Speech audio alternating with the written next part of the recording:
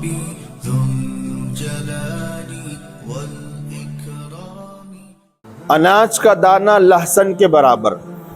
امام احمد، امام ابن ابی شیبہ اور ابو بکر الدینوری وغیرہ نے اپنی اپنی سند کے ساتھ ابو قحزم سے نقل کیا ہے. زیاد یا ابن زیاد کے زمانے میں ایک گڑھا ایسا پایا گیا جس میں ایک اناج کا دانہ ایک لہسن کے برابر تھا، یعنی ایک گیہوں کا دانہ ایک لہسن کے برابر تھا. اس پر لکھا ہوا تھا ھذا نبت فی زمان کان یعمل فیہ بالعدل. یہ اس زمانے کا دانہ ہے جس میں انصاف کو کام میں لایا جاتا تھا، یعنی ہر کام انصاف کے ساتھ کیا جاتا تھا. اور ایک روایت میں اس طرح ہے کان یعمل فیہا بطاعت اللہ.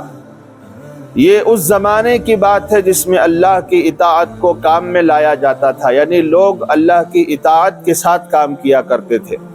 یہ بات تو مصنف ابن ابی شیبہ میں ہے، اور علامہ ابن قیم نے الجواب الکافی میں اور علامہ شمس الدین صفیری نے شرح البخاری میں امام احمد کی مسند ہی کے حوالے سے اس کو اس طرح نقل کیا ہے کہ میں نے بعض بنو امیہ کے خزانوں میں گیہوں کو دیکھا جس کا ایک دانہ کھجور کی گٹھلی کے برابر ہوتا تھا، اور وہ گیہوں ایک تھیلی میں تھی جس پر لکھا ہوا تھا کان ھذا ینبت فی زمن من العدل.